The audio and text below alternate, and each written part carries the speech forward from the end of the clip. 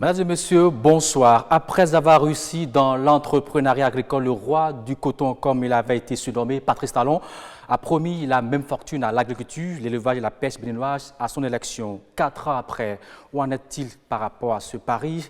Réponse avec l'ingénieur agronome à qui il en a confié la mission. Gaston Dossoui nous dira en quoi la promesse de la transformation du secteur agricole tient la route, à travers bien sûr notamment sa modernisation agro-industrielle, sa diversification, aussi son financement et sa capacité à créer davantage de richesses, surtout pour ses premiers acteurs. Bonsoir, Monsieur le ministre. Bonsoir. Et merci d'accepter de nous faire le bilan de vos actions. Alors, je ne serai pas seul dans cet exercice, bien sûr, je serai accompagné de mon collègue Koudous Abdoulaye. Bonsoir, Koudous. Bonsoir, William. Bonsoir, Monsieur le ministre. Bonsoir, Monsieur le journaliste. En 2016, certains défis avaient été identifiés dans le PAG pour le secteur agricole, notamment la gestion durable de la fertilité des sols, l'assurance de la sécurité alimentaire, la réduction de la malnutrition et la réduction de la balance commerciale déficitaire. Monsieur le ministre, où en est-on aujourd'hui après 4 ans de gouvernance? Merci, je vous remercie beaucoup pour cette opportunité. Béninoise, c'est un plaisir de vous retrouver aujourd'hui sur cette antenne pour parler de ce qui nous lie, notre affaire commune, l'agriculture. Le plaisir est partagé, Monsieur le ministre. Merci. En vérité, depuis la préparation de sa campagne, le chef de l'État actuel, le président candidat d'alors, a mis un point d'honneur sur l'agriculture. Et il a bien dit, nous allons non seulement diversifier notre agriculture, mais nous allons moderniser l'agriculture, nous allons l'intensifier, nous allons diversifier les produits à l'exportation, nous allons produire ce dont nous allons nous nourrir pour réduire les importations alimentaires de manière à ce que le paysan gagne. Il gagne en sécurité alimentaire, il gagne en ressources matérielles et financières pour accomplir les autres devoirs de citoyens. Ainsi, 4 ans durant, on a effectivement osé pour identifier les créneaux porteurs, les filières sur lesquelles il faut mettre un certain accent pour réussir à quitter la politique unijambiste d'exportation de coton vers une diversification de nos exportations, pour créer de la valeur ajoutée, mais en même temps développer les spéculations vivrières, alimentaires, et pourquoi pas progressivement avec les transformations agroalimentaires qui contribuent absolument à améliorer le panier de la ménagère aujourd'hui. Pour ça, ça a demandé du temps, une préparation, des études techniques, des études opérationnelles, la recherche de financement et au jour d'aujourd'hui. L'année 2019 ne s'est pas mal portée que les autres années. Nous allons essayer d'élucider point par point un peu le chemin parcouru et les résultats modestes auxquels nous sommes parvenus. Dans tous les cas, le Bénin se porte mieux qu'il ne se portait encore il y a 1 an. Il se portera davantage mieux qu'il ne s'est porté il y a 4 ans, 5 ans. Alors, je crois que l'un des points fondamentaux sur lesquels vous avez travaillé, c'est bien sûr la réforme institutionnelle. On est parti des directions départementales d'agriculture et de l'élevage de la pêche à des agences territoriales de développement agricole. Alors, pourquoi ces différentes réformes et qu'est-ce que cela a changé concrètement?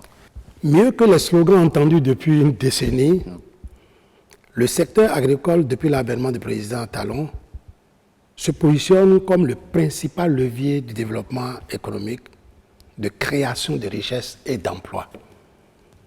De toute façon, cette approche s'est appuyée sur une dynamique nouvelle de développement des filières agricoles instaurées au fin d'une meilleure valorisation de nos espaces agricoles, de nos territoires. Pour ça, il a fallu mettre en place un nouveau cadre institutionnel, séparer les fonctions régaliennes de l'État à travers les directions départementales de l'agriculture des fonctions d'appui, conseil aux producteurs gérées par les directions départementales de l'agriculture. Et les directions départementales de l'agriculture, les agences territoriales de développement agricole sont l'émanation de l'administration d'un territoire homogène qu'on appelle pôle de développement agricole. Nous en avons 7. Au cours de cette année 2019, nous avons amélioré les prestations au niveau de ces structures d'appui. Le contrôle est devenu plus systématique. Les normes techniques ont été élaborées et suivies par les directions du département de l'agriculture. Mais par rapport aux agences territoriales qui pilotent les filières les plus porteuses dans leur pôle, il y a tout l'équipement nécessaire en termes de ressources humaines, en termes de documents, de gestion. Le cadre de travail a été complètement balisé aujourd'hui et les gens disposent de tous les outils pour pouvoir aller vers un encadrement, un accompagnement des producteurs de façon plus saine. Mais tenez, ce n'est pas seulement les agences territoriales de développement ou les directions départementales qui constituent l'ossature de la réforme institutionnelle. Il y en a d'autres. Encore que, lorsque nous avons mis les hommes au travail, il faut leur donner les moyens. Nous avons acheté plus de 900 motos, tout terrain. Ce n'est pas les motos qui tombent en panne après 6 heures ou bien 6 ans, 3 mois d'utilisation. 5 ans, 6 ans, ils vont l'utiliser. Et aujourd'hui, plus aucun agent ne peut faire de tourisme agricole. Vous sortez avec un plan donné. Vous avez un programme connu de votre hiérarchie. Vous devez faire telle chose au niveau de telle ou telle exploitation et vous vous rendez compte. Désormais, ces agents disposent de smartphones avec lesquels on peut les géoréférencer. Où vous êtes aujourd'hui pour nous parler? Qu'est-ce que vous avez vu? Vous prenez les images en même temps, vous transmettez sur un serveur. Et de la direction, les patrons vous suivent. C'est différent de choses. Le second cadre institutionnel important que vous devez voir aussi, c'est le Fonds national de développement agricole qui a fait peau neuve, avec des guichets importants. L'un pour accompagner les petits producteurs, les autres pour les aider même à former et à formater les projets, programmes pour les soumettre au financement des banques. De toute façon, le FNDA n'est pas une banque, mais le FNDA est un facilitateur d'accès au crédit pour que les crédits obtenus au niveau des banques puissent être bonifiés. À la date d'aujourd'hui, on peut avoir une idée sur le nombre de personnes que ça a impacté. Au jour d'aujourd'hui, les ressources mobilisées au niveau de l'État pour le FNDA avoisinent déjà 10 milliards. Mieux, des partenaires techniques et financiers abondent le FNDA, la coopération suisse, la coopération belge et autres, et beaucoup d'autres, la coopération allemande, abondent le FNDA. Qui sont souvent les bénéficiaires? Au fond, c'est des ressources mobilisées, d'une part, selon les guichets, pour aider à monter des projets bancables, pour assurer des formations de mise à niveau de ceux qui ont monté leur dossier. Et puis ces ressources, une partie sont placées au niveau de la banque pour assurer la bonification de crédit. Et lorsque vous prenez par exemple un crédit à un taux de 9%, le FNDA vous autorise à payer peut-être 2% et le reste maintenant est assuré. Dans ces conditions, vous avez un crédit à taux très faible et vous pouvez aller. Pour le moment, nous avons une bonne brochette d'une quarantaine de projets déjà éligibles et d'autres maintenant ont commencé par bénéficier du financement. Est-ce que les PME agricoles, les coopératives aussi peuvent bénéficier Bien du financement entendu, des FNDA? Tout dépend du dossier que vous montez. Aujourd'hui, il y a des coopératives de producteurs de semences qui ont bénéficié de cette subvention. Il y a des coopératives de producteurs de rejets de nanas qui ont bénéficié de cet appui. Monsieur le ministre, il n'y a pas que le volet institutionnel, il y a également surtout les filières à haute valeur ajoutée, sur ces filières que vous avez également agi, quand on prend l'ananas, le cajou, le maraîchage. Quel point peut-on faire sur les actions menées à la date d'aujourd'hui? D'abord, vous savez, nous sommes dans une émission très pédagogique. En termes de réforme, il y a deux autres choses dont je dois parler rapidement. Premièrement, le recensement national de l'agriculture. Pendant longtemps, après la colonisation, nous ne savons plus combien de têtes de bœufs nous avons, combien d'hectares de ci ou de ça on cultive. Aujourd'hui, on met tout à plat et on a commencé sur financement de l'État. Et au terme de juin-juillet 2021, on va boucler cela pour savoir exactement combien d'exploitants agricoles nous avons et quelle superficie chacun peut faire ici et là. Donc, quelle on ne connaît pas le nombre d'exploitants qu'on a au Bénin. Nous connaissons à peu près, mais on va fixer. Okay. Et on va maintenant mettre une base de contrôle, une base de prélèvement de données qui nous permettra chaque année maintenant d'avoir une vision sur tout ce qu'on a produit. Okay. Et c'est important pour nous pour pouvoir évaluer les efforts faits. La deuxième chose, c'est la recherche agricole. N'oublions pas, si nous voulons accompagner les gens, il faut les accompagner dans leur élan de développement. Le paysan n'est pas l'élément le plus bête. Il a des innovations endogènes. Nous cherchons à valoriser cela. Okay. Et par rapport au dispositif que nous avons ici, nous avons 23 sites de recherche qui, au fait, qui sont basés dans les villages et qui accompagnent les innovations mises en place par les habitants. Ils sont associés. Ils sont associés et ils développent cela de manière à ce que la technologie que vous développez ici peut rapidement passer au niveau de tous ces villages-là et de la zone dans laquelle vous vous trouvez. Et c'est toujours lié à une filière. Okay. Mieux, nous avons réorganisé les centres régionaux de recherche. Nous avons un centre régional à Niaouli, qui s'occupe des cultures de maïs, de l'ananas et autres. Là. Nous avons un centre régional à Savet, qui s'occupe de cajou. Nous avons un centre de diversification à Ina et puis un autre à Natetengo. Mais après cela, nous avons des centres spécialisés. Donc c'est tout cela qui rentre dans le package de la réforme institutionnelle au niveau du secteur agricole. Vous avez parlé des filières à haute valeur ajoutée. Tout à fait. Je vous remercie beaucoup aujourd'hui sur les actions menées. Oui, je vous remercie beaucoup pour cette question très pertinente. Disons que la particularité de l'organisation du travail par le gouvernement du président Talon, c'est de cibler ce qui est important pour faire lever la mayonnaise. C'est quoi? Et au nombre des filières que nous pouvons brasser partout, il y a certaines qui sont à haute valeur ajoutée. C'est l'ananas, c'est le cajou, ce sont les cultures maraîchères. Et ces trois filières aujourd'hui ont connu un élan de développement assez impressionnant. Regardons sur l'ananas. Deux types d'ananas. Cayenne lisse, pain de sucre. À l'intérieur desquels nous avons des morphotypes. Et quand vous regardez l'ananas, vous en avez qui sont en boule, vous en avez qui sont ronds, vous en avez qui sont en bouteille. En bouteille, tout à fait. Bref, d'autres qui sont gros, d'autres sont assez petits. Pour aller à l'exportation, il faut des calibres. Certains morphotypes acceptent de donner que des fruits, quelle que soit la fertilisation que vous faites, donner ce calibre-là. C'est important de mettre ça à part, de développer pour que ceux qui sont à l'exportation utilisent cela. D'autres veulent des fruits gros qui peuvent porter beaucoup de jus. Il faut trouver le morphotype correspondant. Et pour ça, nous avons mis en place un dispositif d'épuration. Regardez comment c'est beau, ces fruits-là. C'est délicieux, je vous en prie.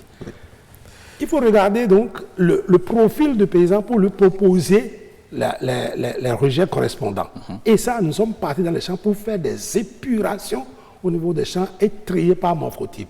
De ce fait, lorsque les paysans qui ont bénéficié de ces rejets triés, calibrés, plantent, ils ont 90% de bons produits contre à peine 10% de hors type. Contrairement à ce qu'on a connu il y a encore 3 ans, c'est 25-30% de bons produits contre 70-80% de mauvais produits. À ce niveau-là, on a joué aussi sur les techniques de production en utilisant le mulch plastique. Vous avez vu que l'ananas planté tout à l'heure était sur une toile blanche. Cette toile-là permet de réduire l'infestation de l'enherbement du champ, puisque les herbes ne peuvent pas pousser à travers la bâche plastique, de maintenir l'humidité pendant longtemps au niveau du plant. Ça fait que, de toute façon, l'ananas dont le cycle devait durer peut-être 16 mois, 15-16 mois, on le produit pratiquement à 12 mois.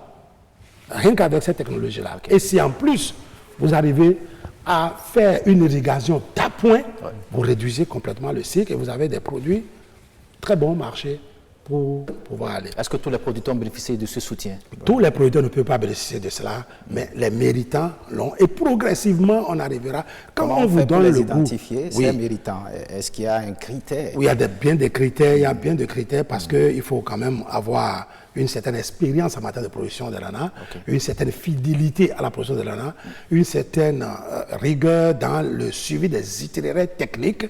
Donc, et là aussi, en termes d'itinéraires techniques, l'un des pans importants que nous avons eu à franchir, c'est le type de fumure, le type d'engrais que nous mettons sur l'ananas.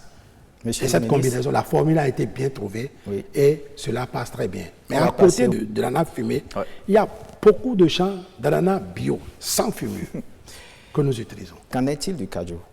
Cajou, deuxième produit d'exportation après le coton. Oui. Je vous en prie. La technologie première que nous avons préconisée, c'est de mettre aux normes les vieilles plantations à partir des brigades de prestations de services. Lorsque le champ d'anacardium est touffu et que les feuilles se touchent et il n'y a pas l'ensoleillement qui enrobe le plant, partout les feuilles se touchent, l'acajou ne fait pas de fleurs. OK. Donc, lorsque la densité est serrée, on passe, on élimine un certain nombre de plants, on aère le champ, on nettoie. Ok. On a formé des brigades là-dessus qui gagnent de l'argent, au moins 55 000 par hectare traité, payé par l'État. Mais 2 ans après, ceux chez qui on a fait cette prestation ont leur rendement qui augmente. La première année, ça peut baisser naturellement, mais la deuxième année, déjà, ça monte sensiblement. Les gens qui avaient 300 kg à l'hectare vont jusqu'à 600 kg aujourd'hui. Exactement. Par exemple, ce champ-là, il est très bien aéré et à partir de chaque plant, on lui donne le potentiel de production. La deuxième chose sur laquelle nous jouons, c'est les plants greffés. Nous avons identifié des plants mères. Nous avons même, avec l'appui de la Tanzanie, qui a un très bon institut de recherche sur le cajou, identifié les banques de gènes que nous avons ici, les types de cajou que nous avons. Et aujourd'hui, on essaie de voir les plants les plus productifs. On les prépare à produire des greffons et on les prélève pour cloner les autres. De sorte que les plants greffés donnent une production homogène. Presque à la même date, vous passez, vous récoltez. La qualité des fruits, la couleur des fruits, la grosseur de la graine, vous l'obtenez. Ok. Ça là aussi, on l'a fait. La troisième chose que nous sommes en train de faire sur le cajou, c'est tout ce qui est comme technologie d'accompagnement pour gérer l'espace dans lequel on fait les cultures sous le cajou, il faut le faire. Et les autres techniques pour protéger le cajou contre l'incendie. L'anacardier n'aime pas le feu. Enfin, vous voyez exactement comme ces dames-là sont en train de ramasser les noix. Il faut laisser le cajou tomber. Vous enlevez la noix, vous prenez la pomme pour autre transformation. Non seulement la noix de cajou est aujourd'hui transformée chez nous, en grande partie, mais la pomme cajou aujourd'hui est beaucoup transformée en jus. Ben, il y en a encore qui pourrissent dans les champs. Bien entendu, parce que les sites ou les entreprises de transformation de cajou, de pommes cajou en jus ne sont pas nombreuses. Okay. 14 ont été certifiés avec l'appui d'une ONG américaine Technosev. Et aujourd'hui, nous sommes en train de faire les dossiers pour 11 autres entreprises de femmes essentiellement pour transformer le jus de cajou. Abordons d'abord ce qui intéresse la population urbaine et périurbaine, le maraîchage. Parce qu'on va revenir sur l'organisation, La transformation même, bien sûr, de ces produits. Je suis d'accord avec vous que sur le maraîchage, le chantier est assez grand. D'abord, le maraîchage se fait partout. Autour de nos grandes villes, il faut nécessairement des cultures maraîchères, une agriculture périurbaine qui permettrait aux gens de manger. Oui, la tomate, le piment, l'oignon, le poivre et autres que nous produisons. Ici, nous avons mis en chantier un projet de développement du maraîchage PADMA financé par le FIDA à hauteur de 18 milliards qui au moins opère aujourd'hui dans 27 communes. Ce projet aujourd'hui a pu aménager 520 hectares, 530 hectares de culture maraîchère, mais au cours de cette saison, par un mode de maîtrise d'ouvrage délégué, nous sommes en train d'aménager 1150 hectares de culture maraîchère. C'est important pour nous. Mais là encore, ça ne suffit pas. Si vous allez maintenant dans la vallée du Niger, c'est du Val de Karimama et Malanville, où c'est en fait l'une de leurs spécialités, là nous avons une belle production de tomates, nous avons une bonne production de piments et aussi d'oignons. Mais Karimama se distingue aujourd'hui par une production de pommes de terre. Et puis, de grâce à cette année, sur le marché, la semaine dernière seulement, deux camions titans sont venus de Karimama pour des pommes produites au Bénin. Je pense que ces initiatives, nous devons les développer le plus possible. Il faut mettre l'activité là où nous avons un point d'eau. Faire du maraîchage, il faut nécessairement de l'eau. Voilà. Si l'endroit ciblé est un endroit d'une certaine propriété, la question c'est négocier. Et il y a quelques dédommagements qu'on fait pour pouvoir aider des femmes, des maraîchers à s'installer. Ouais. Mieux, si vous regardez le long de notre côte aujourd'hui, partout nous avons des cocotiers, on peut planter, on peut faire du maraîchage sur les cocotiers et qui ne pose pas de problème foncier, mais en même temps favorise le développement des cocotiers pour nous donner beaucoup plus de noix. Tout à fait. Bon, donc ces questions se règlent au cas par cas. Mais je pense que nous allons vers une politique plus responsable sur la gestion du foncier rural qui nous permettra vraiment de sécuriser la terre pour les générations à venir, celles qui sont là aujourd'hui et pour celles qui vont venir. Parce qu'il y en a qui s'accaparent de ces terres, ils achètent des centaines de milliers d'hectares. Ces hectares sont clôturés alors que certains en ont besoin pour faire du maraîchage. Encore que si c'est clôturé, qu'ils l'exploitent, c'est bon. Mais si c'est thésaurisé, ça pose un problème. Exactement. Et la loi bannit la thésaurisation des terres. Et je pense que progressivement, nous allons vers ce dispositif qui nous permettrait aussi simplement que possible de rentrer en discussion avec le présumé propriétaire et de pouvoir mettre en valeur l'espace. Mais pour le moment, cette question ne se pose pas avec acuité au moins sur le maraîchage. On a encore beaucoup d'espace et beaucoup d'opportunités à saisir pour développer le maraîchage. À côté de ça, nous avons aussi mis en place une filière maraîchère. Laquelle? On a mis en place une étude de faisabilité sur le maraîchage et qui va désormais prendre le relais de programmes financés par le FIDA. Et sur le financement national, nous développerons beaucoup d'autres initiatives. Mais ça n'a pas encore commencé? Ça commence progressivement à s'installer. Alors, on va parler maintenant des filières conventionnelles. Le riz, par exemple. Vous avez promis qu'en 2 saisons, en 2 campagnes, j'allais dire qu'on va atteindre 1 million de tonnes. Est-ce que, quelque part, ce n'est pas trop rêvé, monsieur le ministre? Non. Et de toute façon, s'il n'y a pas de rêve, on ne peut pas faire de grandes choses. Nous devons rêver grand. La fermeture des frontières, la fois passée par le Nigeria, était pour moi un déclic, une opportunité à saisir. Ah oui. Les conditions qui ont prévalu à cela, vous savez, je ne reviens pas dessus, mais mon pays, le Bénin, d'accès de pays de réexportation de riz, deviendra un pays producteur et exportateur de riz. Il n'y a rien à faire. Et ce n'est pas au fait de la déclaration politique. Ouais. En 2016, quand le président Talon a pris les rênes de ce pays, nous étions à 216 000 tonnes. Au jour d'aujourd'hui, avec les technologies que nous utilisons simplement, nous sommes déjà à 407 000 tonnes. Mais lorsque nous avons revisité nos capacités intrinsèques en matière d'aménagement des périmètres résicultivables, en matière d'aménagement des bas-fonds et autres sites, en matière de mise à disposition des semences certifiées de riz, facteur important pour déclencher la révolution verte, lorsque nous avons aussi des intrants spécifiques disponibles aujourd'hui, on peut rêver. Et on doit pouvoir rêver. En fait, j'ai mis tout le monde au boulot. Les producteurs de semences ont de quoi servir au moins 40% de nos emblavures. Mais avec cette intersaison, on essaie de produire, de densifier pour avoir les 20% complémentaires, pour que l'État puisse mettre à disposition des paysans des semences à bas prix, ce qui va révolutionner les choses. Les intrants sont disponibles. Lorsque vous faites du riz, vous avez de quoi fertiliser votre riz et même entretenir contre l'enherbement. Mais l'autre chose qui est importante, ce sont les aménagements. Aujourd'hui, nous avons 1125 hectares qui sont en cours d'aménagement et pour lesquels nous frappons. C'est dans la vallée du Niger ou bien la vallée du dans tout le pays. Dans tout le pays. Il y a au moins 4-5 projets à financement extérieur qui font cela. Mais nous-mêmes, au niveau national, nous avons développé des initiatives, surtout dans la vallée du Niger, et singulièrement à Kademama, où il n'est pas question de faire des aménagements trop coûteux.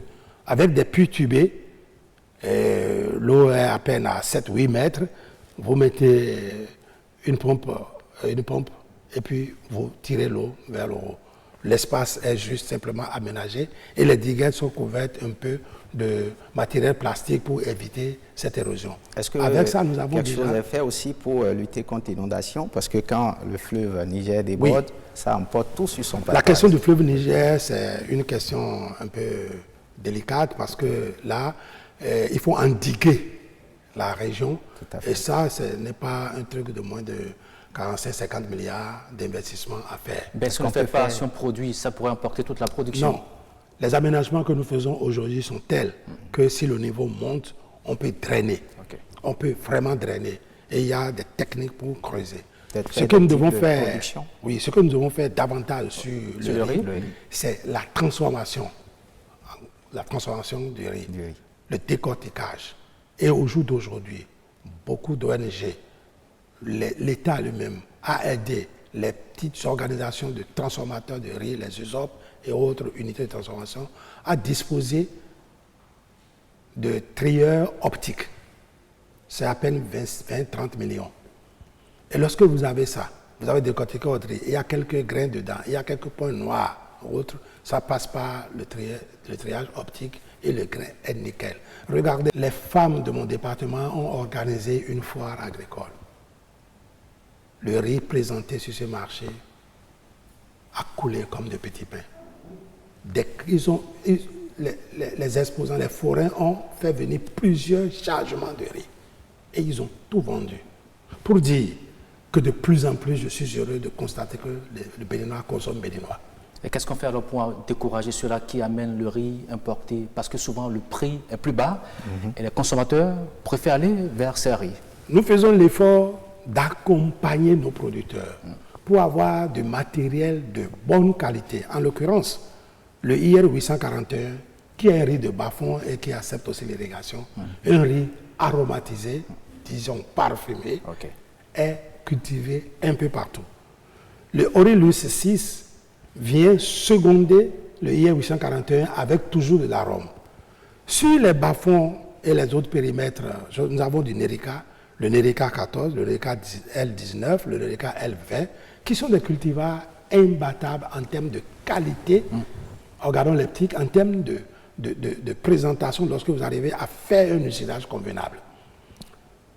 Si nous arrivons à accompagner les paysans pour avoir les semences à prix bas, pour avoir les intrants spécifiques à prix relativement réduit, pour aussi les unités de transformation autres là, battage, vannage et autres là, à mon coût, le coût de production aux paysans de façon intrinsèque deviendra bas. Il va pouvoir soutenir le marché. Alors, maintenant, si nous n'avons pas le volume qu'il nous faut, environ 450 000 tonnes pour les besoins de consommation domestique, il va être très préjudiciable de dire il faut arrêter, il ne faut plus importer du riz. Mieux, l'importation du riz par le Bénin, ce n'est pas seulement pour le Bénin.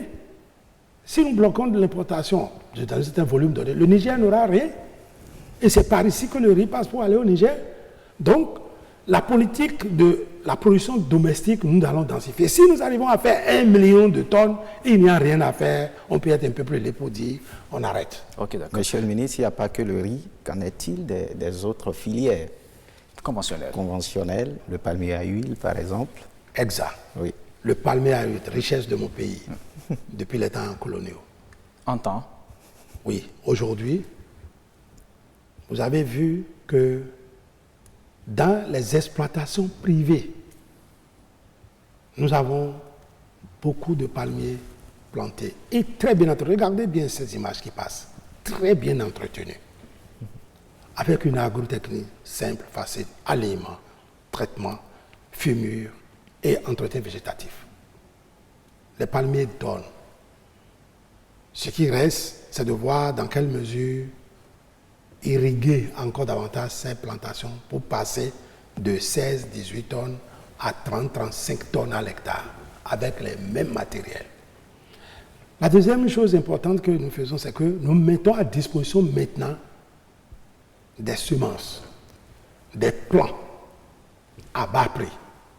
L'année passée, on a mis près de 10 000 plants de palmiers à huile à bas prix, à prix réduit, pour régénérer les vieilles plantations.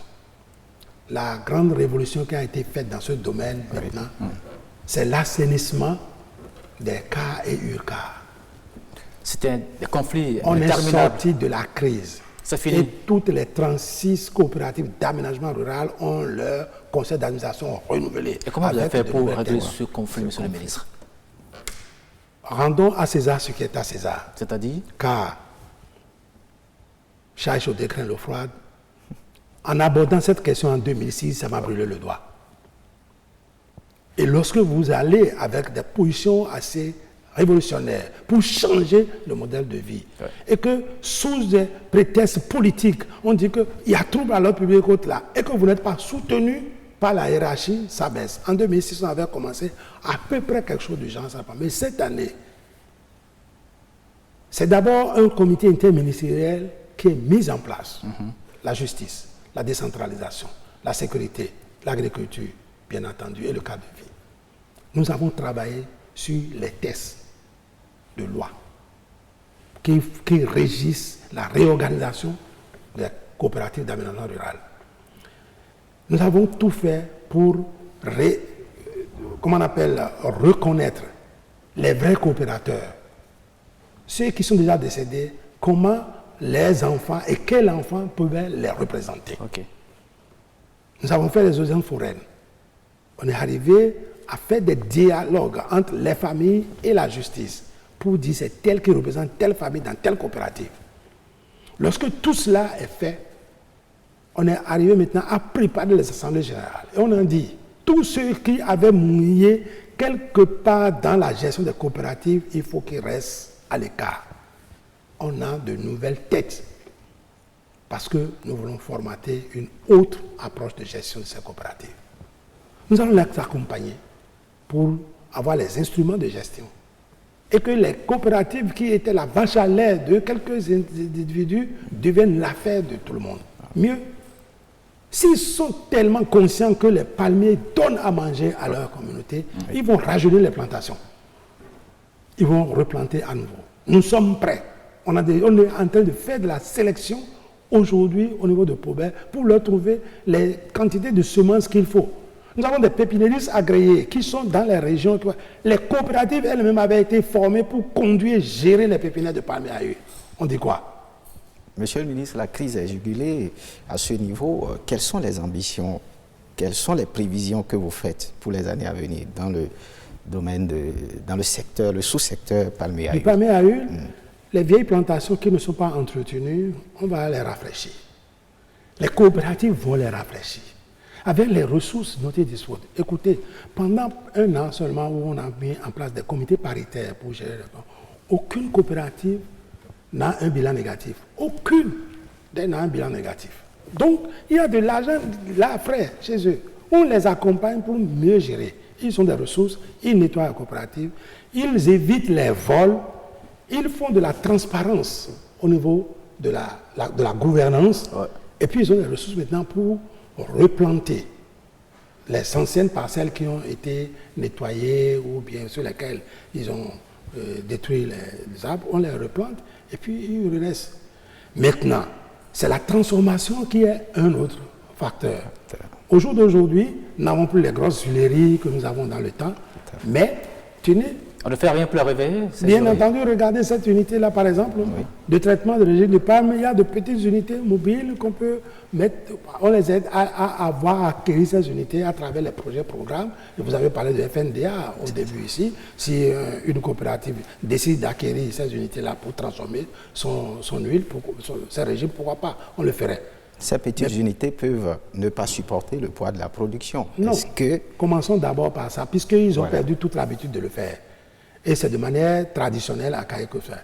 Mais ce qu'il est bon de savoir, est-ce qu'on vous a dit qu'il y a eu une vente d'huile de palme dans notre pays une fois? Non, ça coule.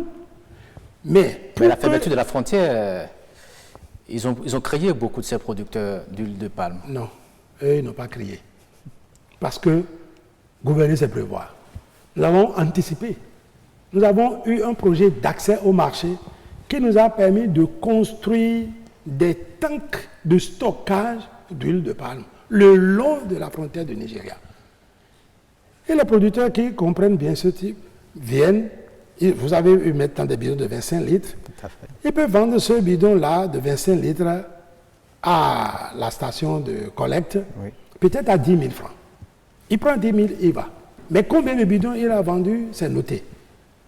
On conserve cette huile. Lorsque le prix est intéressant sur le marché, on vend. Peut-être qu'on a vendu le bidon à 15 000. Les frais d'approche pour gestion, c'est peut-être 1 500. On retient et on le retourne 3 500. Qui paie dans ces conditions? Non, personne ne paie. Et aujourd'hui, nous avons vraiment besoin d'huile. C'est parce que nous n'arrivons pas à agréger le modèle de transformation pour avoir que le marché américain demande de l'huile. Et on ne rentre pas sur le marché de l'agua. Alors, justement, je crois que vous êtes la passerelle pour aller vers ce produit. On a parlé de valeur ajoutée, des cultures à valeur ajoutée, on a parlé aussi des produits conventionnels. Alors, est-ce que le marché vraiment existe pour écouler tout ceci? C'est vrai, les ambitions, elles sont bonnes. Le marché, on fait quoi? D'abord, le marché domestique.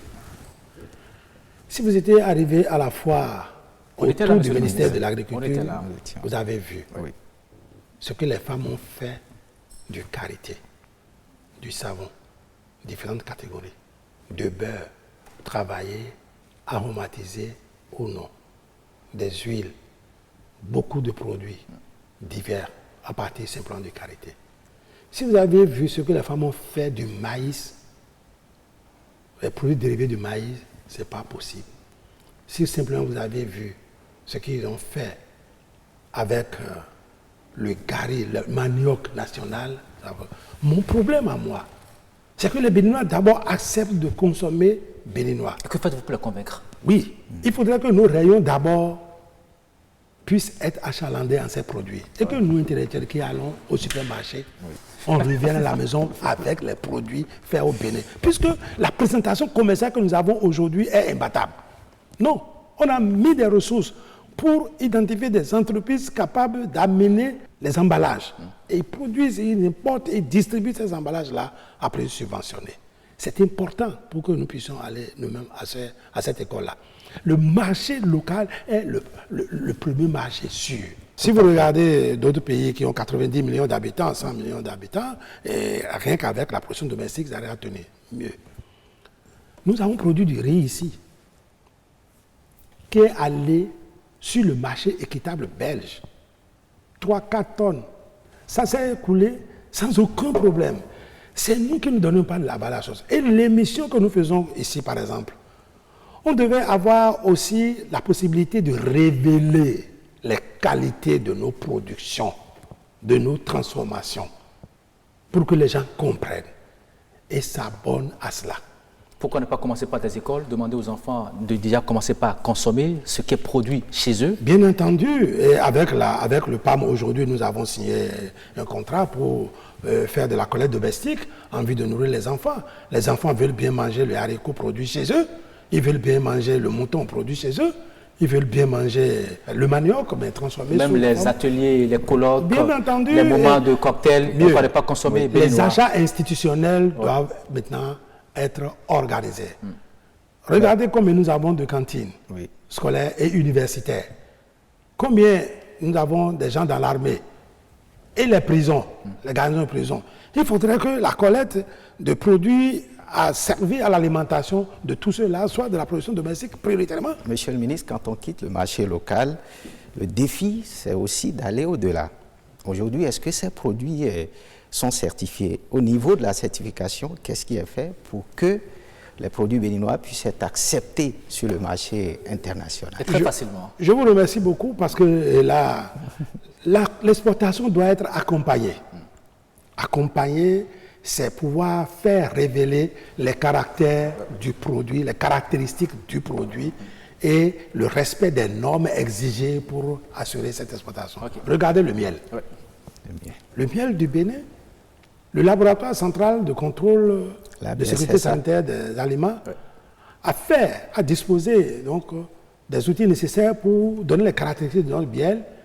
Et ça a été confirmé dans les autres laboratoires. Et le Bénin est agréé pour placer le miel. Le soja béninois, quand on l'analyse, on regarde, il est pratiquement bio. Il n'est pas OGM. Les Asiatiques le veulent beaucoup.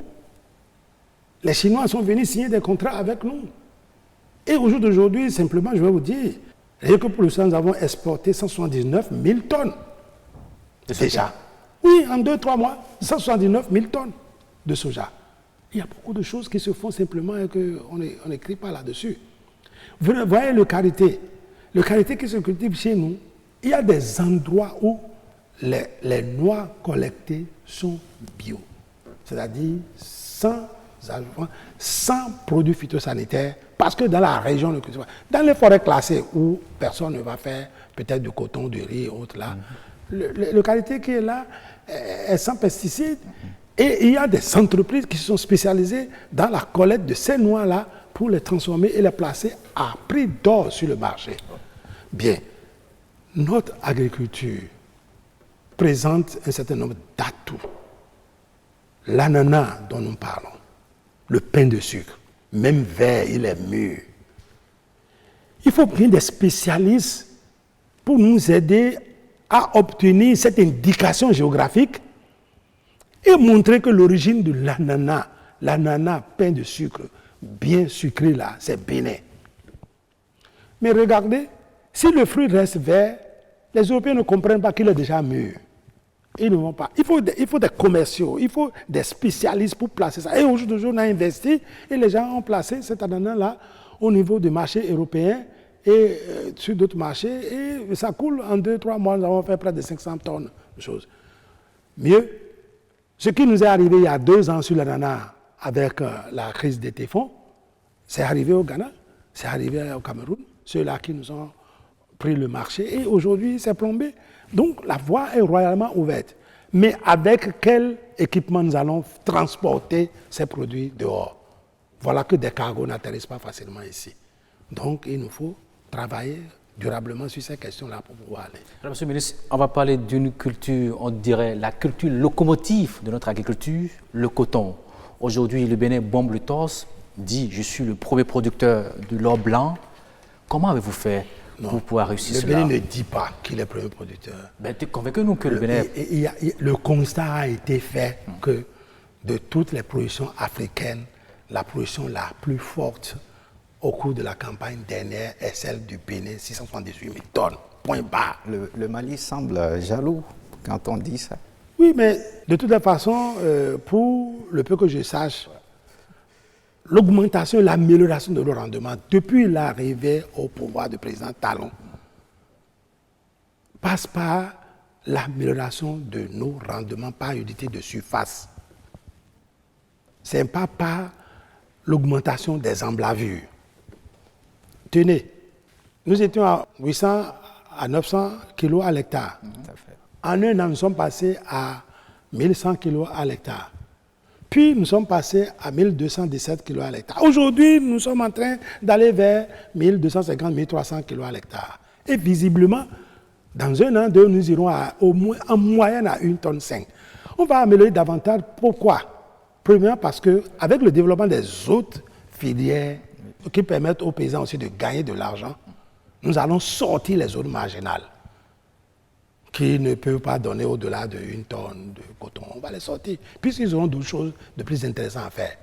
On intensifiera les actions sur les zones propices pour le coton. Et comme ça, comme aujourd'hui c'est rare de trouver quelque chose à 2 tonnes 5, 2 tonnes 7, ça va être le rendement commun. 2 tonnes là, on peut l'avoir. Parce que nos variétés, telles que sélectionnées, sont capables de donner 4 tonnes à l'hectare dans les mêmes conditions agrotechniques. Deuxième élément, la Sodeco s'est professionnalisée en matière de gestion des intrants. À l'heure où je parle, plus de 3 bateaux d'intrants, d'engrais coton sont déjà arrivés. Et d'engrais vivrier, j'aurai encore 2 bateaux. Quel genre d'engrais, monsieur le ministre? Oui, notre engrais complexe NPK. Ben, les gens disent que ça détruit notre terre. Tenez, c'est du vocabulaire. C'est pas vrai cela? Je dis c'est du vocabulaire. Démontrez-nous cela, monsieur le ministre. Aussi simple que ça. Si nous prenons les surfaces sur culture au Bénin et nous regardons résolument les quantités d'engrais utilisées, au jour d'aujourd'hui, on ne fait pas une moyenne de 150 kg à l'hectare sur toutes les cultures. Ailleurs, Les gens mettent 300 kilos, 400 kilos. Et comment on peut nous dire que non? Par contre, je suis d'accord avec vous, il y a certaines spéculations qui sont gourmandes de la lumière de l'espace, comme le coton. Ouais. Et c'est pour cela qu'on dit que les zones cotonnières... Mais tenez, qu'avons-nous fait?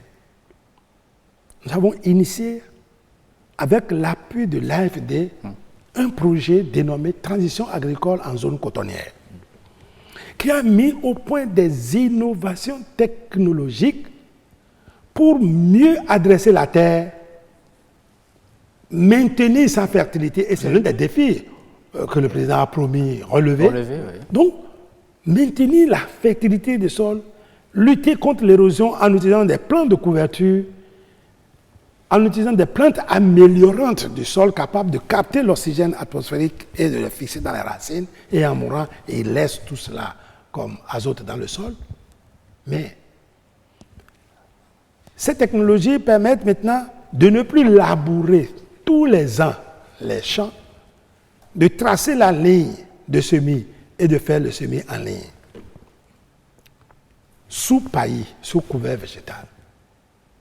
Il n'y a pas d'érosion, ni éolienne, ni hydrique. La fertilisation se fait à bonne date, ce qui va aussi booster la production de coton. Et je suis sûr que le 1 million de tonnes, on l'aura incessamment. On va l'atteindre quand? Dans tous les cas, je ne suis pas bon Dieu. Mais attendez qu'on finisse cette campagne, on vous dira que nous avons franchi le seuil de 700 000 tonnes au moins. Okay. Dans un an, on fera encore 800, 850 000 tonnes. Et comme nous savons faire des parts de 100 ou 150, devine le reste. Qu'en est-il de la production biologique? Toujours J'en viens. Pour la production du coton. Ce qui va améliorer la production cotonnière ici maintenant, c'est que nous utilisons désormais des semences délintées. Les graines sont travaillées pour être nues sur la peau de la graine et en plus de l'intérieur, et en plus des fils, des fibres qui sont là. Si vous mettez cette graine en terre, ça germe automatiquement parce que l'eau du sol rentre en même temps, la graine se gonfle, au bout de 3-4 jours, ça lance la germination, 5e, 6e jour, le plant s'est levé. Alors que l'autre, vous devez mettre plusieurs graines, 6, 8 dans le trou, fermé, ça va mettre au moins 2 jours pour commencer par sentir l'humidité du sol et ça fait un retard dans la germination. Est-ce qu'on a déjà l'usine de délintage? L'usine de délintage est installée à Bembereka et nous l'avons vu, c'est curieusement ça que vous voyez là. Et avec ça, nous utiliserons au plus 10 kg de graines par hectare contre 20 kg aujourd'hui que nous utilisons. C'est encore des revenus importants que nous captons à partir de là. Et puis, tenez, agronomie, je vais vous en parler simplement. Allez-y. Si vous prenez, voilà la graine délintée.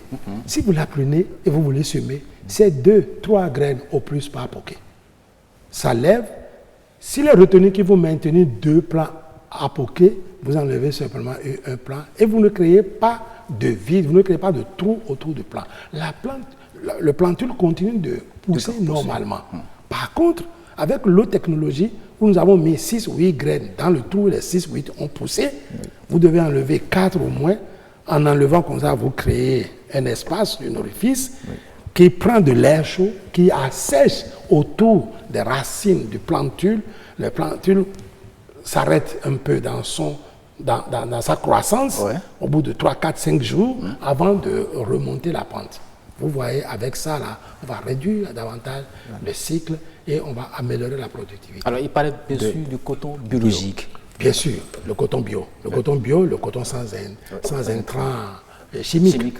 Bien sûr, on ne dira plus qu'on détruit le sol. Non, le problème n'est même pas ça. Au fait, c'est une question de traitement de cotonnier.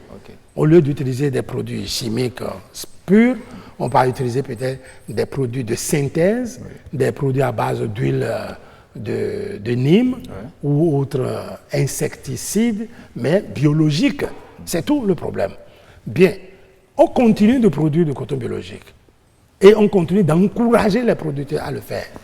C'est un choix. Il paraît que c'est encore plus cher que le coton conventionnel. C'est beaucoup plus cher parce que son rendement est très faible par rapport à l'autre. Bien sûr, parce que c'est une question de pression parasitaire.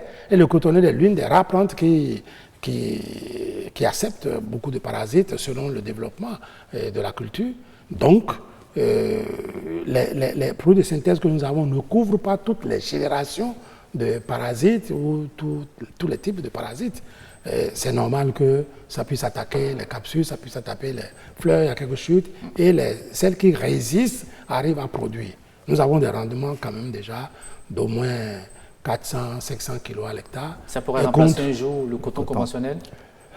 Je l'espère vivement. Mais ce qui est bon, c'est qu'il y a des firmes qui achètent très cher le coton biologique. Okay. Et nous devons encourager les producteurs qui s'y adonnent pour qu'ils exploitent cette niche-là. Ouais. Parlant d'encouragement, Monsieur le ministre, qu'est-ce qui est fait en 4 ans pour encourager ces acteurs, notamment les paysans, surtout pour leur réduire la pénibilité du travail? La mécanisation de l'agriculture. Oui. La mécanisation de l'agriculture aujourd'hui n'est plus un slogan. Rien que l'année dernière, nous avons mis en place 421 kits de tracteurs, plus ce que les producteurs eux-mêmes ont acheté. Vous voyez ces équipements pour pulvériser un peu la terre, aplanir et nous permettre de faire des semis en bonne ligne. On a mis en place des semoirs pour le coton, pour le maïs, pour le riz également. L'enjeu ici, c'est de savoir quel type d'équipement il faut pour quelle culture. Regardez, nous sommes en train de semer là, par exemple, du coton sur 3 lignes. Si c'est à la main, c'est ligne par ligne qu'on va prendre. On perd du temps. Ouais. Bien. Sur le riz, c'est la même chose. Sur le maïs, c'est la même histoire. Mieux, il n'y a pas que le labour et le semis. Il y a les opérations d'entretien, entretien végétatif, et puis la récolte et le conditionnement. À part le coton qui est récolté strictement à la main, le riz est récolté avec des batteuses, et puis des moissonneuses qui viennent maintenant battre et emporter cela pour les plateformes de séchage et autres là.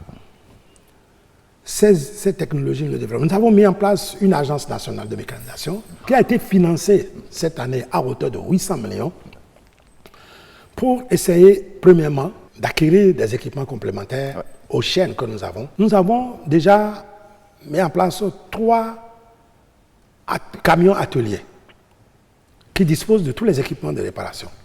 Des équipes de mécaniciens sont en train d'être constituées pour rentrer dans les grands bassins où nous avons les engins en nombre important pour intervenir, les préparer pour la saison.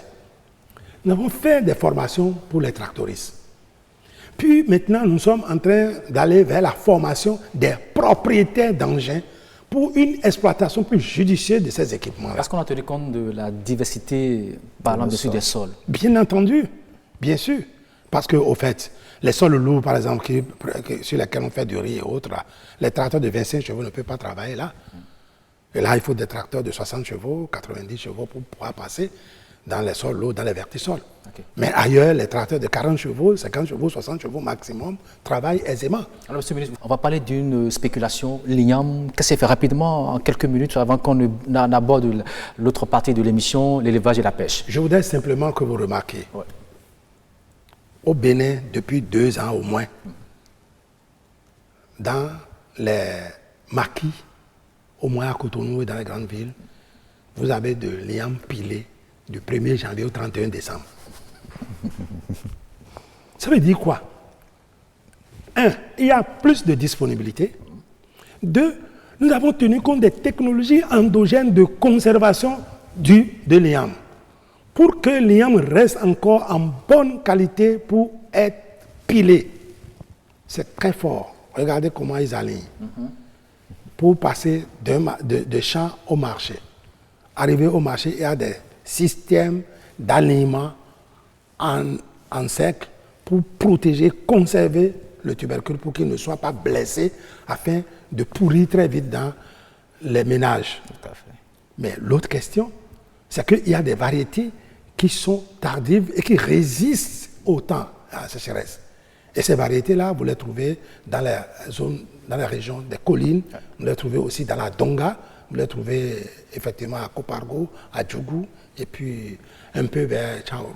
L'igname, c'est aussi une spéculation qui dévaste les forêts. Qu'est-ce qui est fait pour réduire un peu cette pression. Très bien. Nous avons des technologies aussi simples aujourd'hui pour tutorer l'IAM avec des plants vivants. On met les tuteurs vivants qu'on peut couper, des gliricidia, des plantes qui ont une croissance très rapide et qu'on peut couper pour mettre de la lumière sur les parcelles. Mais aussi, vous savez, il y a les technologies liées à la rotation. Dès que vous finissez de faire l'IAM, le coton comme le maïs passe très bien. Le soja peut passer, l'arachide après. Mais sur une ancienne parcelle, que vous pouvez même peut-être, sur laquelle vous mettez un peu de mukuna ou de plantes fertilisantes, vous revenez encore, vous plantez l'IAM, ça marche. Okay. Ce que nos parents ne faisaient pas. On fait simplement comme tête d'assolement et on ne revient pas. Ici, on peut revenir sur une parcelle, sur une ancienne parcelle et produire de l'IAM de très bonne qualité. Okay. C'est ce qu'il y a de nouveau dans notre agrotechnique aujourd'hui. Dans l'agrotechnique de l'IAM, le facteur limitant, c'est les semenceaux d'IAM. Et aujourd'hui, il y en a qui se sont spécialisés dans la production des semenceaux d'IAM. Avec les technologies de mini-fragments, ils ont des fragments qui font germer et mettre en terre. On assure les entretiens végétatifs. Et l'IAM qui sort en fin de végétation est de cette taille-là. C'est suffisant pour aller alimenter une butte l'année prochaine. Et de cette façon, au lieu de perdre 25 à 30% de la production pour la replantation, le paysan peut vendre allègrement ce qu'il a ici, tirer les petits morceaux, les semenceaux d'IAM, ou produire les semenceaux d'IAM. Alors, monsieur le ministre, votre département ministériel, c'est l'agriculture, l'élevage et la pêche. Si vous permettez, on ira d'abord rapidement à la régie. On va suivre cet élément qui nous présente un peu l'action qui est menée pour assainir nos plans d'eau. Voici l'élément. Voici l'aspect que présentaient nos plans d'eau avant l'opération d'assainissement. Les engins prohibés dictent leurs lois et écrasent sur leur passage les pêcheurs vertueux, soucieux de s'adapter aux normes requises. Le gouvernement du Nouveau Départ met fin à cette pratique. Depuis quelques mois, l'assainissement a démarré et voici le nouveau visage de nos plans d'eau. Nous démarrons par la lagune de Ouida, Tchegbadi, Djondi, embouchure de Soudomé, Chenal, Aro à Grand Popo, pour finir par le lac Aémé, véritable assainissement. Sur le lac Aémé, les pêcheurs ont le sourire aux lèvres. Grande est leur satisfaction. Le ministre de l'Agriculture, de l'Élevage et de la Pêche, face aux prestataires, fait quelques observations. Il y a des améliorations à apporter. Vous avez vu que parfois la barque monte sur du bois. Par endroit, il y a une recolonisation. Pour la recolonisation, on va gérer. Mais ce qui est déjà bon, c'est que globalement, le travail est assez bien fait. Globalement, un satisfecit est décerné. Les plans d'eau sont dégagés en grande partie. Les engins encombrants sont enlevés. Babalolo, Meropokonou. Les palangs et autres constituent les engins que nous avons pu enlever. Vous avez vu comment on a assaini. Mais il y a les pêcheries sédentaires, qui sont les rats et les akadjas, qui, dans la plupart des cas, constituaient les éléments d'encombrement. Ça a été enlevé. Quant à ceux qui continuent encore avec les mauvaises pratiques, le risque est grand. Nous sommes dans un cercle relativement vicieux en matière de comportement. Aussitôt, les gens ont commencé par changer de stratégie pour poser de façon nocturne des engins qu'ils enlèvent déjà à 4 heures du matin. Ce n'est pas grave. Nous allons créer davantage la peur de gendarmes, mais avec une surveillance au niveau des communautés. Gaston Dossoui entend rendre nos plans d'eau plus productifs. La suite est de faire les travaux d'aménagement. Par endroits où nous devons mettre des palétuviers, nous allons le faire, nous allons recréer les mangroves. Nous allons progressivement travailler pour améliorer la profondeur, pour avoir de la capacité de navigation ici. Vous savez, dans l'histoire, les gens quittaient Bopa, venaient jusqu'au niveau de Djondi, allaient à Godomé et par là retrouver le lac qui va au Nigeria. Il faut recréer ce climat, il faut recréer cette ambiance, il faut recréer cet écosystème-là. Puis par la suite, avec une combinaison des efforts au niveau du ministère en charge de l'agriculture, en charge de l'environnement, du tourisme et des infrastructures en termes de mise en place d'équipements, nous allons valoriser ces plans d'eau-là. Au jour d'aujourd'hui, la pêche à la ligne est devenue une chose partagée. Vous avez vu les pêcheurs sur le plan d'eau. Il y a une activité intense là-dessus. C'est l'un des objectifs que nous visons. Il faut rendre le lac à tous ceux qui l'habitent et que chacun puisse profiter du lac à la hauteur de ses capacités. Avec rigueur et beaucoup de méthodes, le travail se fait pour le bonheur de nos pêcheurs. Alors, Monsieur le ministre, on était bien sûr sur le lac Aimé, un lac entre-temps bourré d'engins prohibés. Aujourd'hui, vous avez fait une action salvatrice qui permet bien sûr à ce lac de mieux respirer, mais ils sont encore de retour. Ils ont encore reconnu ce plan d'eau. Nous sommes très têtus. Mais les comportements vertueux vont finir par s'installer. Et comment? Par la persuasion des femmes de nos ménages qui, après avoir déguerpi le lac, tous ces engins prohibés, ont capté des poissons de mer, des crabes et des crevettes, vont nous aider à faire le combat contre les pollueurs. Est-ce qu'il ne faut pas en arriver aux sanctions? Les sanctions viendront, mais nous allons vraiment mettre de la pédagogie. Au jour d'aujourd'hui, le Conseil a acté pour la création d'une brigade de surveillance de ces plans d'eau. Ça n'existait pas. Ça n'existait pas. Et par moment, nous utilisons la police pluviale pour faire des interventions sporadiques.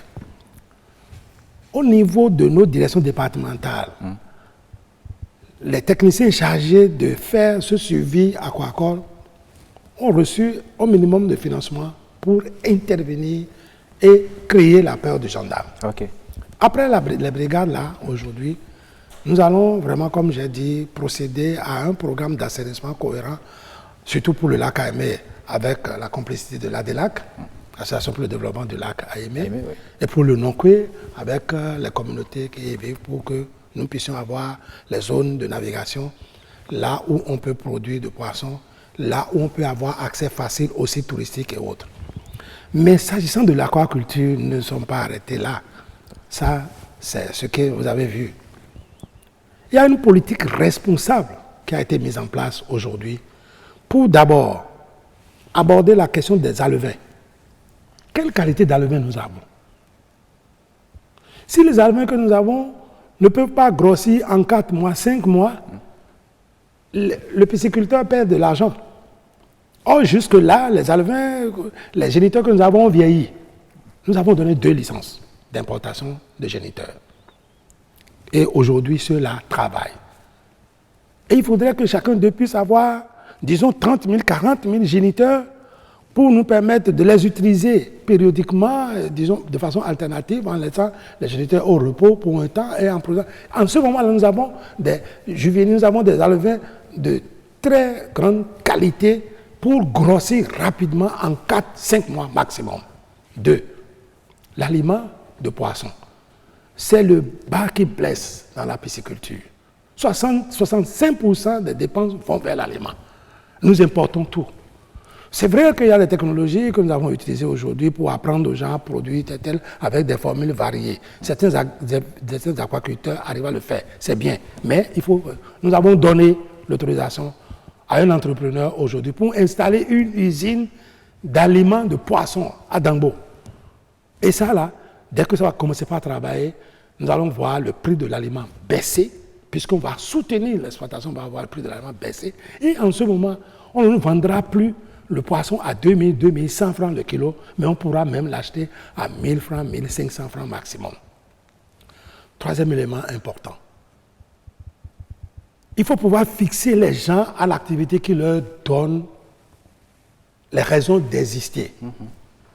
L'an dernier, nous avons créé un village aquacole à Mondo-Tokpa. C'est toujours dans la vallée de l'Ouémé. Dans la vallée de l'Ouémé, à Mondo-Tokpa, où on nous a mis à disposition 10 hectares Nous avons travaillé 4 à 5 hectares aujourd'hui avec près de 120 étangs de grande capacité. L'aluvinage se fait librement là-bas, l'alimentation de poissons se fait également, et puis ça. Mais l'année en cours, j'ai déjà acté pour 2 autres villages aquacoles. L'un à Tao, où nous allons plonger les cages, et l'autre maintenant à Avrancourt, où ce serait de l'élevage dans les étangs. Est-ce qu'on pourra atteindre les 20 000 tonnes de poissons De toutes les façons, les statistiques au moins aujourd'hui nous ont montré que l'aquaculture nous donne déjà 8 000 à 9 000 tonnes par rapport à tout ce que nous connaissons il y a 3 ans, 4 ans. Mais il y a notre plan d'eau qui souffre aussi, monsieur le ministre, c'est le lac Nokoué. On fait quoi de ce plan? Le lac Nokoué, oui, justement, c'est ce que je vous disais, il est ouvert. Il est différent du lac Aimé. En tant que lac ouvert, même si vous avez des détritus qui tombent là-dedans, avec la montée de l'eau et autres, ça peut progressivement disparaître. Au jour d'aujourd'hui, le gouvernement a mis en place un dispositif d'assainissement des berges depuis la lagune ici, et on va continuer, pour éviter que les gens déversent des déchets là-dedans. Premièrement, nous avons ouvert le chénal ici, après le premier pont. Oui, allez-y. Et nous avons pu sortir près de 3500 engins prohibés. Ça fait que les poissons migrent facilement vers les eaux douces pour aller pondre, et puis bon, ceux qui veulent capter ça. Et de plus en plus, on commence. Maintenant, nous allons faire le plan d'occupation du Nokoué. Là où on peut mettre les Akadia ou autres engins, on le dira. Là où on va laisser passer les bateaux mouches, et on montrera. Et là où on peut accéder, par exemple, à des sites touristiques qui sont des destinations importantes pour gagner aussi de l'argent au niveau de ce plan d'eau-là, on le fera. Mieux, il y a aussi des techniques de gestion de la jacinthe d'eau sur ces plans qui sont aujourd'hui mises en œuvre pour vraiment occuper, moderniser, assainir ce cadre de vie pour que la vie renaisse et que les gens qui habitent là vivent de leur activité. Alors, monsieur le ministre, on nous reproche souvent d'importer le poisson alors que nous sommes un pays côtier. Est-ce que vous avez espoir qu'un jour, on va pouvoir inverser la tendance? Nous allons quand même réduire sensiblement les importations de poissons. Et ce qui va être important, aussi tout à l'heure nous avons parlé d'achat institutionnel, c'est que pour encourager nos pisciculteurs à avoir des cycles de production plus courts, il va falloir aussi acheter chez eux des poissons de taille modeste, 300 grammes, 350 grammes. C'est faisable en 3 mois. Avec de bons alevins, on peut le faire en 3 mois. Si les gens ne commencent pas à avoir un cycle assez rapide de gestion de leur pêcherie, il n'y a rien à faire. La deuxième chose, c'est sur la pêche maritime aujourd'hui. Mais là encore, c'est abandonné, monsieur le ministre? Non, pas du tout. Parce que les gens viennent pêcher dans nos eaux, ils emportent tout, alors que nous, on en a besoin. Bien. Nous distinguerons 2 pêches maritimes. La pêche maritime industrielle et la pêche maritime artisanale. La pêche maritime artisanale, elle seule, nous procure déjà plus de 60 000 tonnes de poissons. 40 à 60 000 mais le gap tonnes. est toujours là? Le gap est là. Que ferons-nous? Nous projetons de construire des embarcadères, débarcadères au niveau de la côte, au moins à 3 niveaux, pour permettre aux pêcheries de venir accoster, traiter leurs bateaux, leurs filets et repartir. Les embarcations nouvelles seront mises à disposition des pêcheurs et avec un système de tracking pour qu'en mer, s'il y avait un problème, on puisse lui porter secours. C'est d'abord ça que nous pouvons faire pour augmenter les chances de capter ce que la nature nous donne gratuitement ici. Par contre, nous sommes dans un dispositif régional où nous pouvons disposer d'une fenêtre VMS pour faire l'observation sur la mer et voir les bateaux qui, de façon illicite, seraient en train de pêcher chez nous ou de mener des activités illicites sur nos plans d'eau. Tout à fait.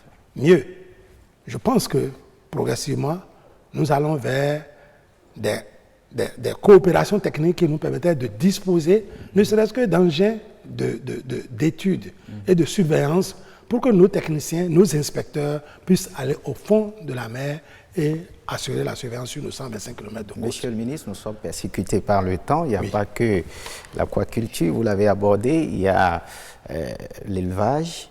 Vous avez abordé un peu le problème avec la transhumance et tout. Mais aujourd'hui, dites-nous, comment se porte véritablement ce sous-secteur? Le sous-secteur élevage renaît très bien de ses cendres. Les dernières statistiques à partir du recensement national de l'agriculture que nous avons nous donnent 2 500 000 têtes de bovins et plus de 3 200 000 têtes d'ovins et de caprins. Première chose. Là-dessus, il y a des actions d'importance qui se mènent en termes de santé animale, la systématisation des vaccinations. Il y a des actions qui se mènent en termes de productivité à partir des inséminations artificielles. Et nous avons un centre d'insémination artificielle équipé et qui est... Alors, si vous pouvez, on ira rapidement sur la régie pour suivre cet élément qui nous projette un peu ce que vous faites en matière d'insémination de ces animaux. Campagne d'insémination artificielle bovine. Le directeur de l'élevage explique le bien fondé de l'opération. Le gouvernement, au regard des ambitions affichées en ce qui concerne la production de lait et de viande, et face à la contrainte majeure que constitue le faible niveau de productivité de nos races locales, a bien voulu faire recours à l'insémination artificielle. Simplement parce que l'insémination artificielle apparaît comme un puissant outil d'amélioration génétique. À titre d'exemple, lorsque nous récoltons l'éjaculat d'un seul taureau, cela permet d'inséminer 200 à 300 vaches. Et les veaux qui en seront issus vont avoir une capacité de production laitière de 3 à 4 litres de lait par jour, contre 1 litre de lait par vache par jour actuellement. Une opération bien structurée, des démarches scientifiques pour des résultats concluants du laboratoire jusqu'à l'implantation de la semence. On décongèle une paillette, on attend, ça se fait dans de l'eau à 36 degrés ou de 36 degrés pendant 30 secondes, 40 secondes. Et puis, on retire la paillette. On retire la paillette du décongélateur, on nettoie avec du papier buvard. Après quoi, on charge le pistolet. Il y a le pistolet qu'on utilise, on l'appelle aussi seringue, on charge la paillette et on coupe. On coupe le bord supérieur. Lorsque vous coupez le bord supérieur, ça veut dire que c'est par là que la semence va ressortir et entrer dans les voies génitales de la femelle. Vous prenez, vous allez, vous videz le rectum de la vache qui contiendrait peut-être des masses fécales, vous videz pour pouvoir opérer. Là, une fois le rectum vidé, la première chose à faire, c'est de pouvoir saisir le col de l'utérus. Le col de l'utérus. Si vous ne réussissez pas à saisir le col de l'utérus, c'est que vous allez rester là, après tout le temps, vous ne ferez rien. Maintenant, dès que vous saisissez le col de l'utérus, là, vous pourrez chercher l'entrée du col de l'utérus.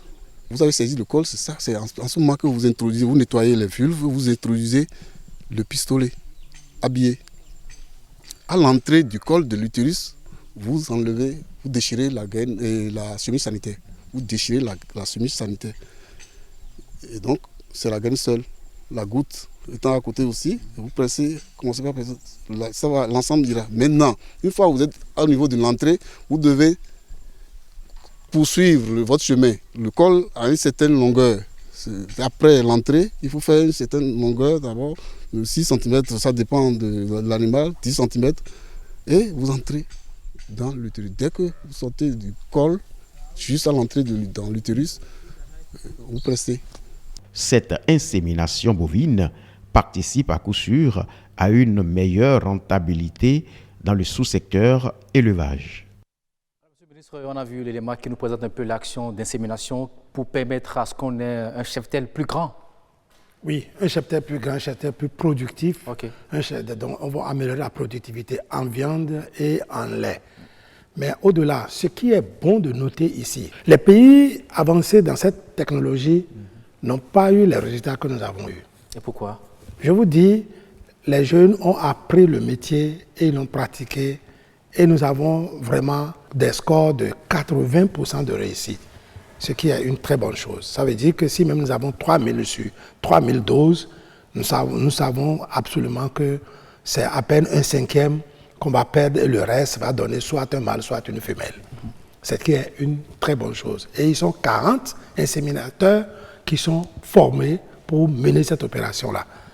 Ce que nous avons fait dans le secteur, c'est que nous avons rapproché les services techniques de vétérinaires des éleveurs.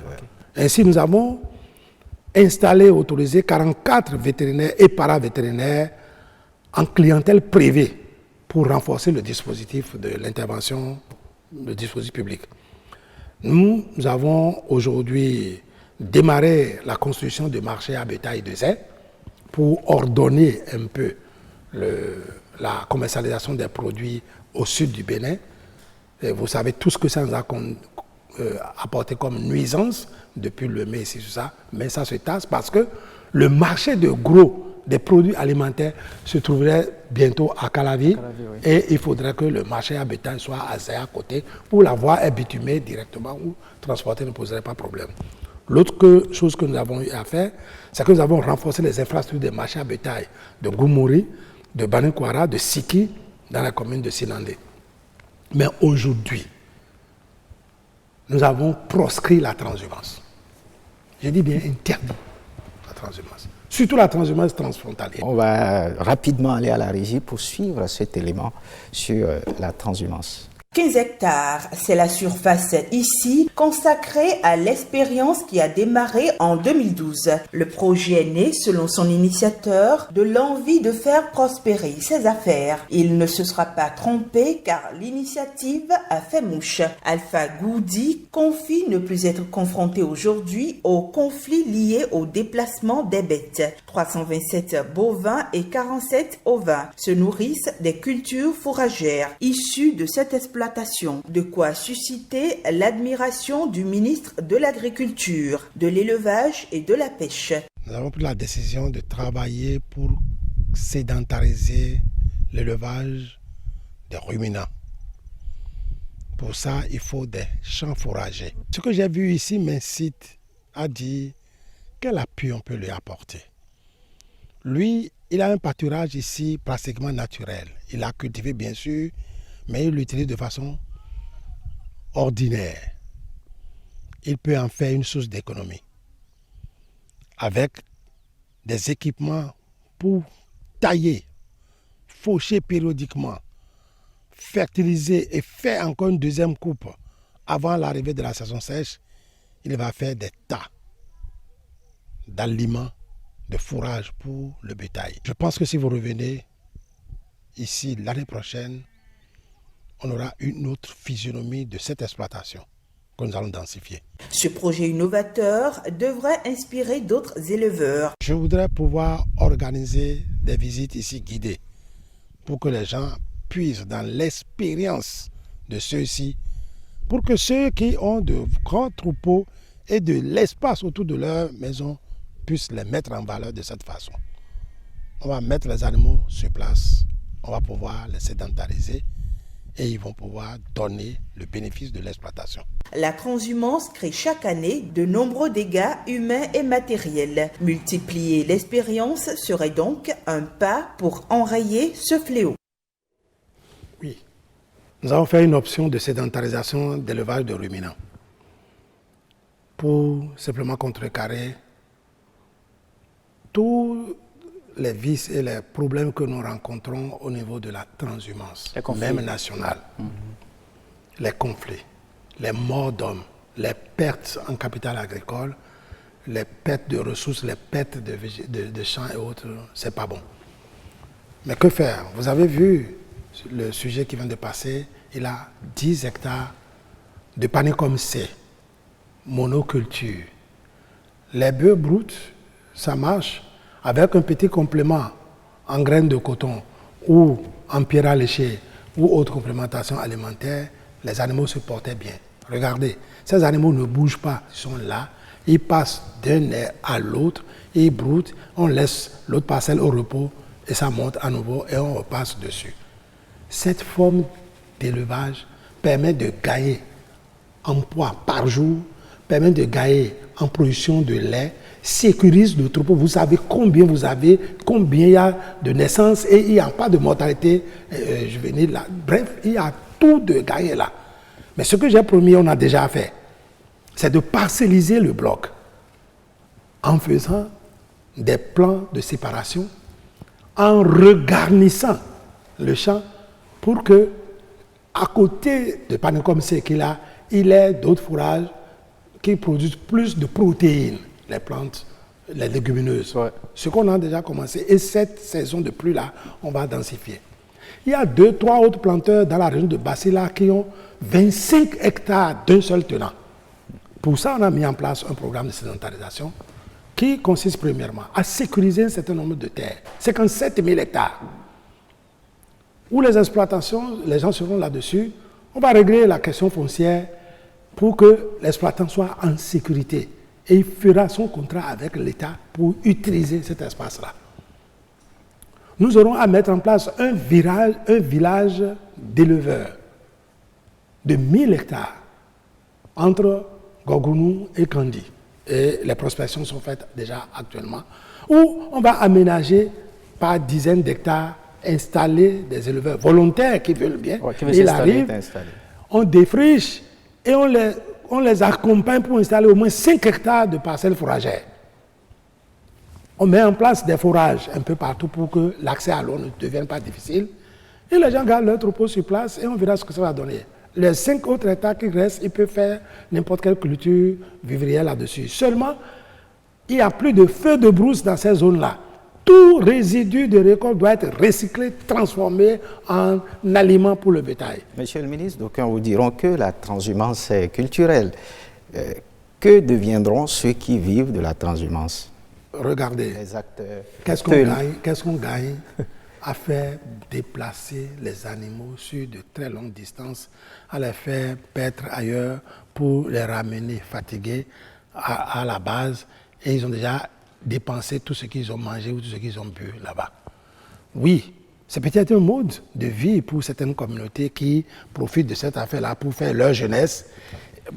Ils prennent le troupeau des différents parents et c'est eux seuls qui sont maîtres de cette affaire pendant 2-3 mois et ils reviennent avec pour déclarer tout le reste qu'il faut. Après cela, juste vous comprenez qu'ils se marient. Mais sur place là, lorsque vous comptez avec la transparence avec vos propres parents, vous allez avoir un gain de poids, un gain en production de lait, un gain en augmentation du cheptel qui couvre complètement les charges liées à votre autonomie.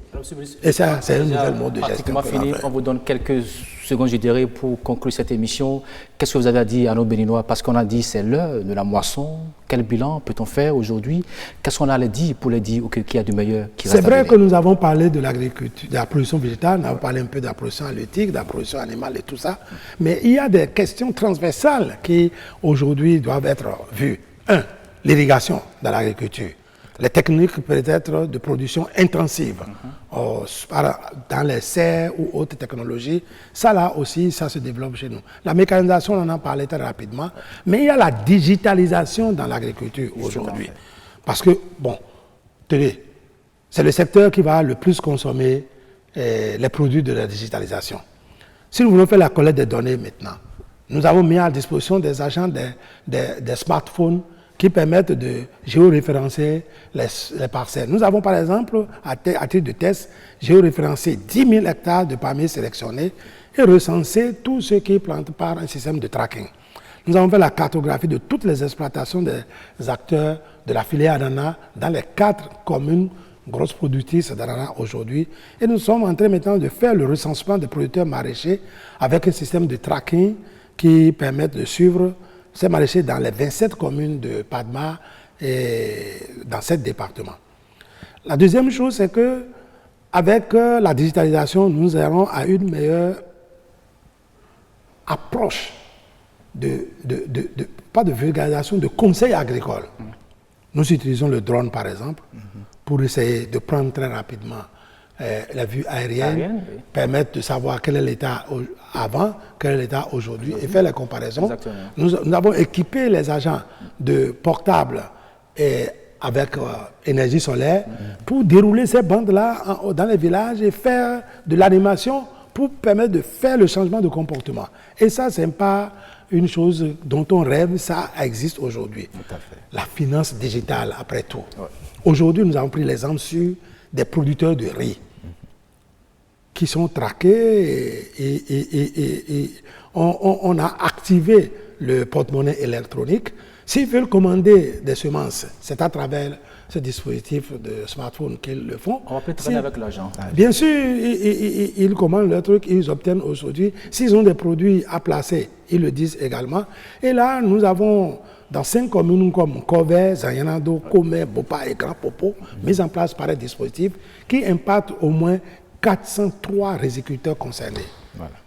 Messieurs les journalistes, Monsieur le ministre, le temps nous presse. oui. Il est fini. Sur l'agriculture, Ouais. nous devons pouvoir être fiers de notre pays, être au moins fiers de notre gouvernement qui est éclairé. Le gouvernement est arrivé à redonner à chaque terroir la capacité de révéler son potentiel. Quito, Pambras, Malétrin. On ne peut tout faire à la fois. Mais les zones qui peuvent produire le mieux telle ou telle spéculation le feront. Et les opérateurs économiques, les acteurs commerciaux vont assurer les échanges entre les différentes régions. C'est un travail à la chaîne. La transformation agroalimentaire aujourd'hui devient un impératif. Nous devons créer de la valeur ajoutée. L'organisation des acteurs, les interprofessions agricoles, c'est déjà une réalité, mais le système de clustering autour des agrégateurs pour porter les plus petits vers une échelle supérieure, ça devient une réalité. C'est pour cela que je voudrais que nous puissions nous faire confiance mutuellement. Chacun se professionnalise dans un domaine donné et la suite, l'autre reprend pour mieux développer ça. En chaîne, nous allons créer la valeur ajoutée et gagner. Je crois franchement que le Bénin gagnera parce que chaque Béninois pourra manger à sa faim. Je voudrais motiver tous les producteurs à tenir compte du 1er août 2020, 60 ans De notre de notre indépendance, Ouais. pour que le plat de ce jour soit made in Bénin. Merci beaucoup, monsieur le ministre de l'Agriculture. Je rappelle qu'avec vous, on a passé en revue les actions menées pendant 4 ans de gestion à l'ère de la rupture. J'espère que les gens ont pu tirer beaucoup de leçons de ce que vous avez fait. Bonsoir chez vous.